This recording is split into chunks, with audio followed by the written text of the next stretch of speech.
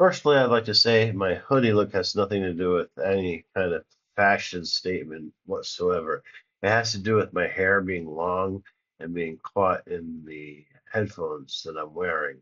And I don't feel like tying back my hair all the time. So I like to let my hair fall down, well, loose because it feels good. And if I want to wear headphones, I need something to stop my hair from getting intertwined with my headphones. Being on that I'm living in Asia for 25 years. I started out as a digital nomad, right? In the like 1998. Around 1998, I did, and it was great. The first of its kind. We were the one of the first of its kinds, and what we were able to do, because there were just a handful of us, we all knew each other, and we worked together in the same office pretty much. What we did was we played backgammon for a living. This was before backgammon had been completely solved by a computer program called Snowy, which then now they have Snowy for poker. Basically, what that is that it's a neural network, and it figures out all the best combinations for the best possible outcome for skill based, or for a set of problems that are defined on a board, like a chessboard or a poker table or a backgammon game. And that had a severe impact on the game. It didn't destroy the game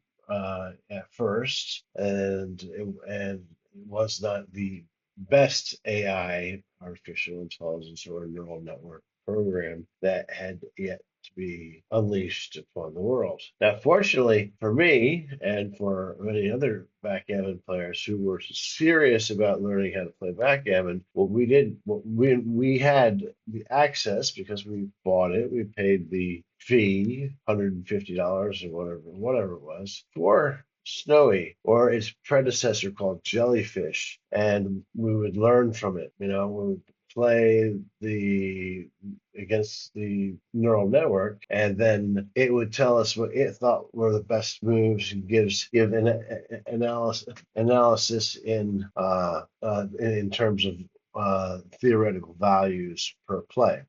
And so we, in a way, we had access to information that any average backgammon player would play the game in a competitive fashion, which once you're playing in a competitive fashion, you're playing off times mostly for some sort of a stake, and that stake is usually money. So we had an unfair advantage over our competition because we were interested in backgammon enough that most of us had started without the neural network programs, by actually doing hand rollouts. Like, a lot of us would sit at home and put a position on the backgammon board, and then use your hand to roll out positions and then play them out and see which were the most favorable decisions, and also through old-fashioned pen and paper work. Now, let me say it sounds a little strange, but that's the way it was. And there were later instances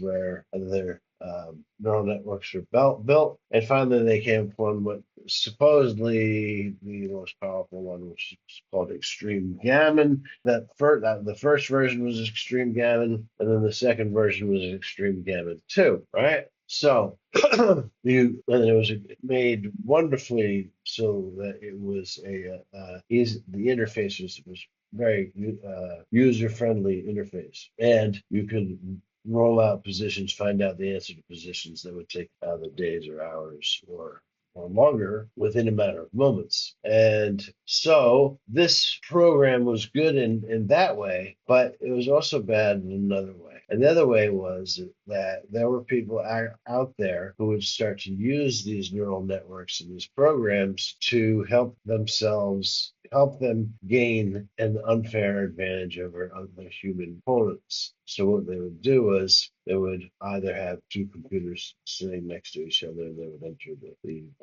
position that they were playing, and that they weren't able to understand, or they weren't sure what the answer was, and they wanted to get that answer. They input that position as quickly sparkling they could, and then they would come back to their real computer and then enter the play that the neural network extreme gammon had come up with. But that was quite clunky and slow, and so this was not the the optimal way of getting artificial intelligence to work for yourself. So what they did with these people who are doing these things, obviously they're thinking and they're planning and made patches. In other words, they were able to make it so that that neural network no longer was required to run on a separate computer. You could run it on the same computer, and then it itself would actually play the game for you. So you didn't even have to move a checker. You never had to make a decision or anything.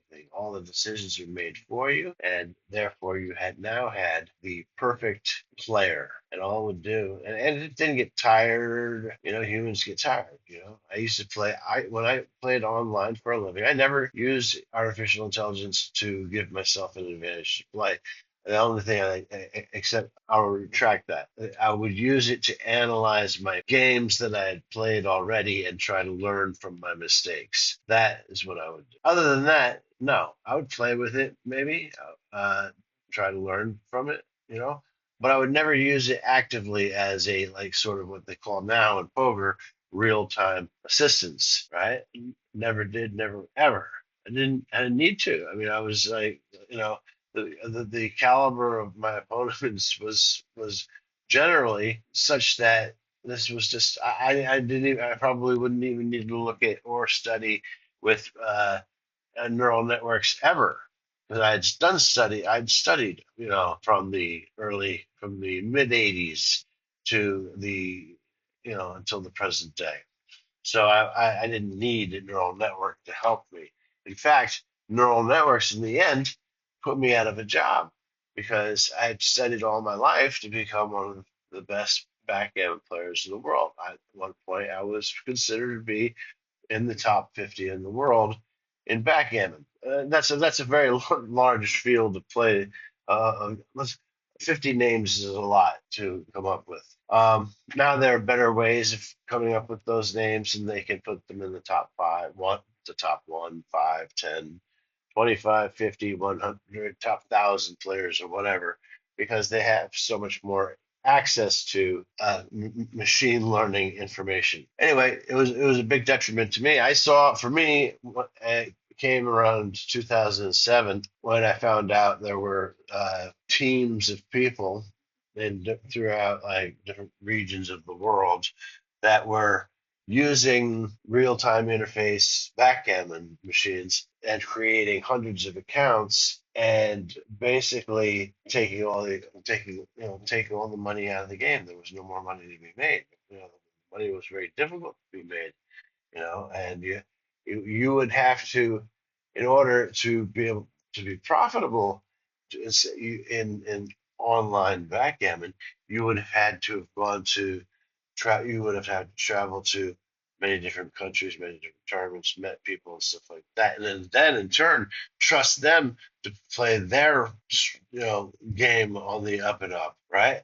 I was not a tremendous traveler, although I did win the world record. I won the world record for the most amount of entries in a tournament, which is over 5,000 entries, and I won that tournament. So it's a world record that I have, and I probably will have for a very long time because I doubt you'll ever get 5,000 backgammon players to play a backgammon tournament. But that record does belong to me, Gabriel Davis, and it is an unregistered world record because nobody ever filed it into the world record committee. Although, if you go to the creators of the backgammon play platform called Play 65, I am the winner. But anyway, that's just me being a little braggadocious about prowess, so to speak.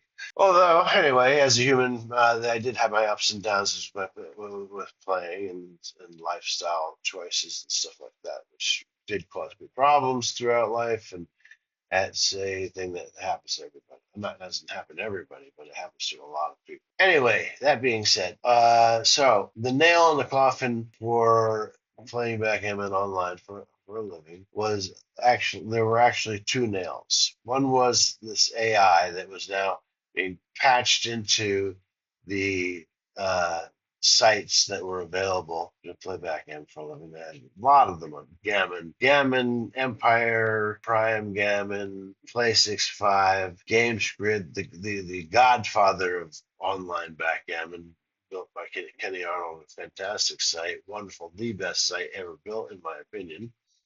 And then there were like there was Party Gammon, and there's Skill 7. It's a skin of Skill 7, like called Below or something like that. And then there were a handful of other sites that were invented or run through like Georgia, not the Georgia the state, but Georgia the country, and or some other countries like Turkey or Russia and stuff like that, and they were not necessarily English friendly at that time, and they weren't actually very friendly to outsiders as well. That's from what I found. Anyway, that was sort of a nail in the coffin when those AI platforms. That was a really nice one, really nice site, and they had great graphics, and they had cartoon characters with great backgammon players and stuff like that. It was really good as far as graphics go, and it made the game fun, which is like that's an important aspect of having backgammon as a fun and an entertaining game for your opponent, even if you outclass them by quite a bit. You want them to be entertained, you know. Oftentimes Games Grid, which was basically the gold standard of online backgammon, you'd have chat boxes where you could chat and talk with your opponents. So the AI was the first nail in the coffin, right? So second nail in the coffin came in. I think it came out.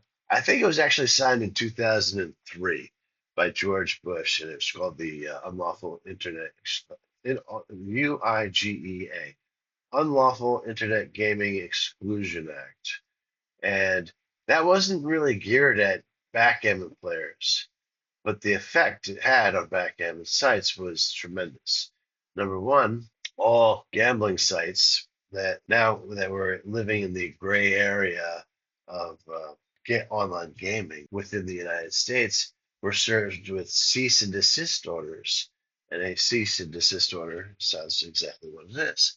You stop your actions and you stop, you stop and you just cease to exist anymore. And if you don't, we're going to press charges against you. So Games Grid was, and the owner, Ken Arnold, was given a cease and desist order. And he did some things that was available to him to sort of get out of that business as quickly as possible, which I don't really know all the information about. That happened.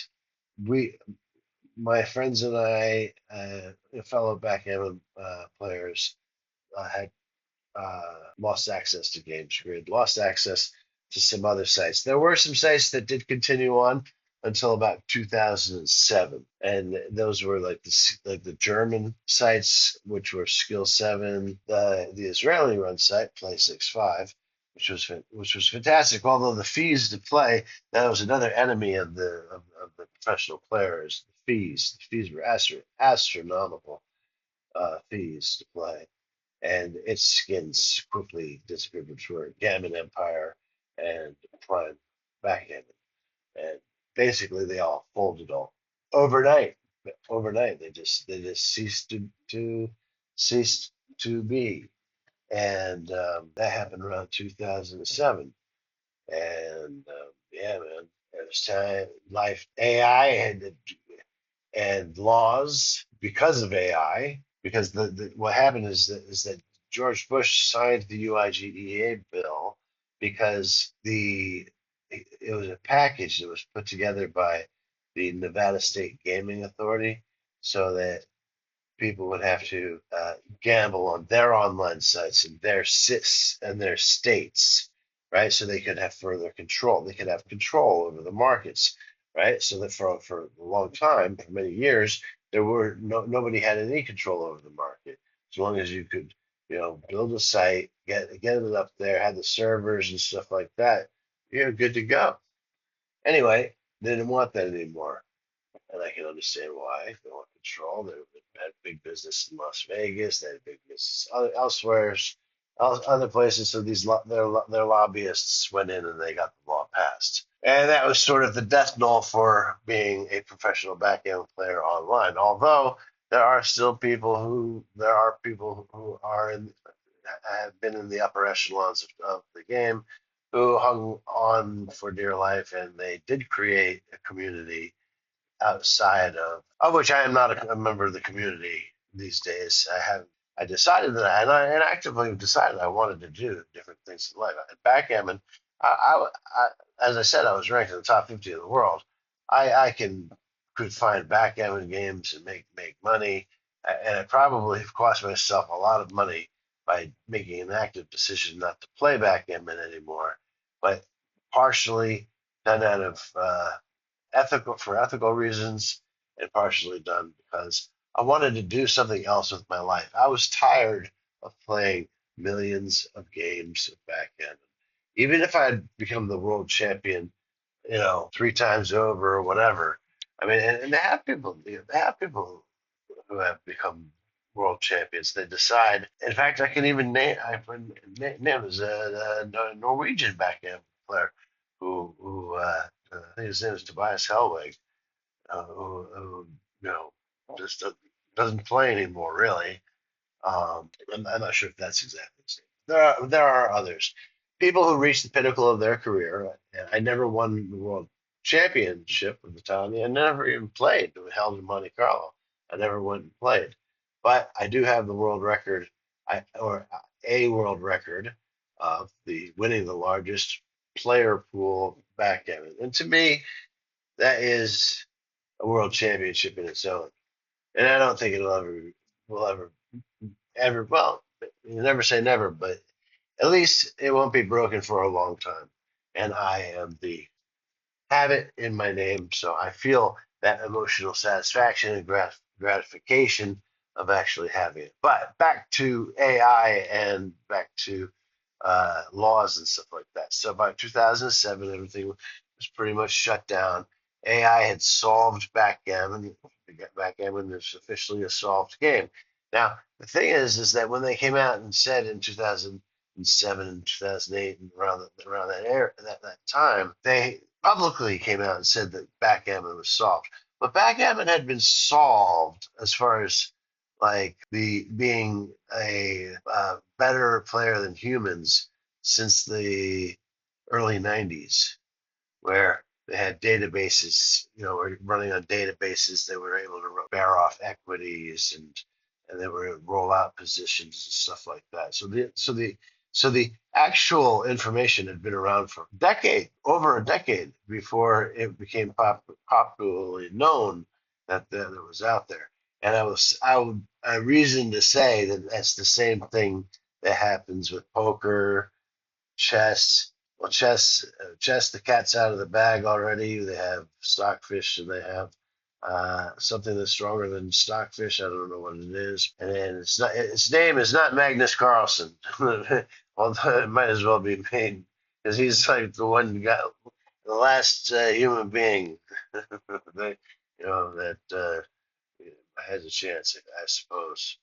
Um, but I don't even think he has a chance against the best AI chess player. Anyway, so the cat's out of the bag for chess. Chess didn't die from it because it's a face-up game where people still like to try and figure out the problems that it helps with critical thinking. Backgammon is not a game of complete information because you have dice that are involved. So, but chess is a game of complete information, which means you're seeing everything on the board, and so it still has that. There's more of an appeal to, and there has always been more of an appeal because chess was always far more dominant in the gaming spheres than backgammon ever was. or poker for that matter. Chess is still alive and well because chess is also a game that is widely accepted as to being able to help humans, especially young humans, like kids in kindergarten and earlier and up through the grades of school, with critical thinking. And so it helps them achieve critical thinking, which is an essential tool for having your toolkit for making your life more successful. So that's another reason why chess is. However, then you go on to the last frontier of gaming, which would be well, well, you could say bridge, but bridge is also a game of complete information because if you're playing duplicate bridge, each side has the same amount of cards. It's a very simple mathematical. The last frontier would be poker. And so poker has been, and I can attest for this, there have been, because I have had my ear to the ground for as long as I've been involved in the gaming world, that there have been people who have built programs which they create these accounts, and these accounts at that time in the beginning, they weren't good enough to really beat the game. But if you had put them on an affiliate link, what would happen was you could run those accounts 24 hours. And if you had 1,000 accounts or 10,000 accounts or 100,000 accounts running, that affiliate money, even if it was like, you know, 10 cents an hour or something like that, if you had enough affiliate accounts, you're making millions a day. And that's that was what was happening. People were doing that. But then the AI programs got better at playing poker, and so now their edges would increase, and they would get better and better and better at playing. And now they have, a real problem with what's called RTA, real time assistance, where high stakes poker players are being, I would say that probably every single high stakes poker player as a professional has used these. Whether they admit it or not is another story. But I think that when it becomes so much money involved that these guys just, the temptation is too great. That's my opinion. Um, and at the very least, they had access to computer software, which would teach them to play certain situations, pots, and like stack to pot ratios and what you're supposed to do. There are different situations that come up. I wouldn't say that every single high stakes player uses real time assistance to play while they're playing, but I'm just saying that they probably tried it at one point. And that's really not really to say that that's a bad thing either, because it is intrinsically built into human existence to and be better. Just like those old tests about, when they use kindergarten kids, like who stole the candy, right? Well, nobody taught them to steal. One of the kids would steal the candy, and then you'd have to lie about it, right? And that's the kid that was at the highest IQ. Anyway, so I've never used any kind of poker software at all. Poker has never been my specialty except live poker but when I played live poker, we used to play a lot of different, like, called mixed games, and I would love to see those come back, where you're playing five card option, five card option, where you use your hands to have like a coin or one coin, two coins, or zero coins to declare whether or not you were going for the high, the low, or whether you were going for both. Um, I believe that. I don't believe. I know that these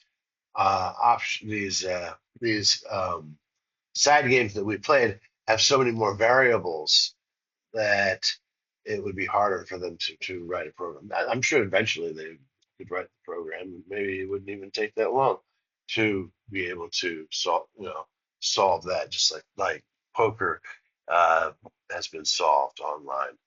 Um, and as you see every week that you look at poker, that there's always a scandal out there. And the funny part is that if you look at every single poker player from the who are involved in the top 50 of the world, every single one of them, or almost every single one of them, has a poker scandal attached to their name. It's incredible. I mean, the amount of cheating, and it's like there doesn't seem to be any punishment. They just do it until they get away with it. As long as they can get away with it, and then when they get caught, there doesn't seem to be any real repercussions. Like if you were like a card mechanic back in the 19th century and you got caught, you got shot. At least, or maybe not least, but you'd be in serious physical. A lot of these card cheats, I don't, they do it online, don't ever go to jail or anything like that. They're just, they may get their accounts eventually frozen, and then the money is taken by the sites. And then the sites themselves, which are greedy bastards, decide whether or not and who to give money back to what players. And I can tell you, I personally actually received money back from Poker Stars. I had lost $100,000 in a serious period of time playing Island in Omaha, and the site PokerStars said we uncovered a cheating bot ring in the games that you were playing in, and all of the players from the player pool that you were playing in were going to receive a refund. This is the email that I got. I might even still have that email. I hope I do. And, I was, oh wow, I can't believe it. I'm not as bad a poker player as I thought I was, and I'm getting a refund.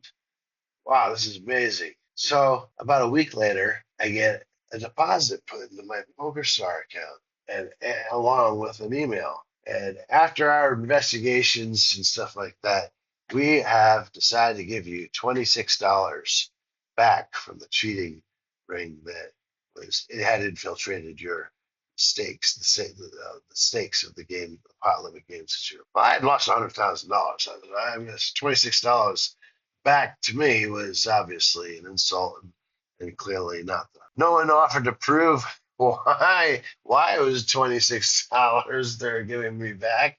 You know, there's no explanation. There's just a sorry note, and here's $26. Good luck, and be on your way. And I know that happened to me, and I got that money. I got that $26. So I was very happy to get that. Very disgusted to get that $26 back. But nonetheless, poker continued to march on and people continue to play, and scandal after scandal after scandal breaks out, and people just keep playing. And what it comes down to is that, in my opinion, is that people are just masochists. People are masochists. You know, they play because the gambling opportunity gives them hope. They're paying for hope that somehow their life will be better if they win, or they truly believe they can win. Some of them just play for the entertainment and dopamine thrill of it. Off the top of my head, too many other reasons why, other than their them being masochists and just enjoy the process of losing because it'll explain everything that's wrong in their lives, and their thoughts about life and how life is unfair and stuff like that. So I don't know. I don't know how far it'll go, how long it'll last, or whatever. But that is my take on artificial intelligence and online gambling.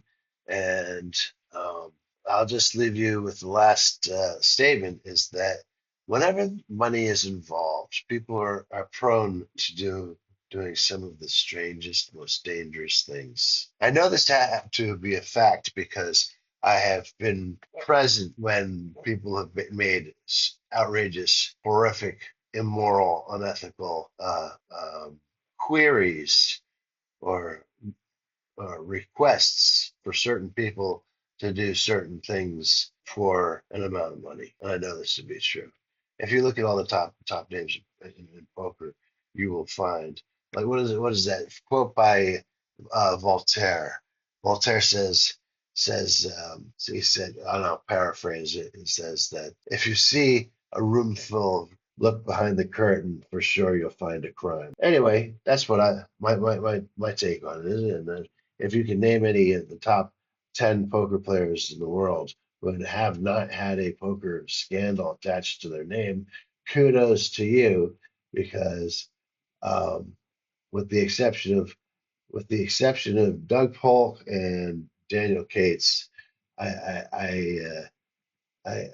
can't think of anybody, and I don't. Maybe they are involved. Maybe they are involved in some sort of a scandal of some sorts, but I haven't heard it yet, but I don't take it off the table as a possibility because of human nature, and you never know what people do when they're put in certain business positions, like a caged animal. A wounded and cornered animal is the most dangerous animal there is on the planet. Anyway, thank you so much for listening to this podcast. I don't know if it's a podcast, whatever, but this is a dissertation of someone who's been involved in the gaming world for over 40 years. 40, wow, it's been 40 years now since I've been involved in the gaming world, and I think I've held up pretty well. But that's my story, and that's a very brief overview of the story. There's a lot more to tell, a lot more in-depth stories to tell. So if anybody's interested, hit me up at email address and let me know if you're interested in more stories. All right, that's all. The Earth Project out.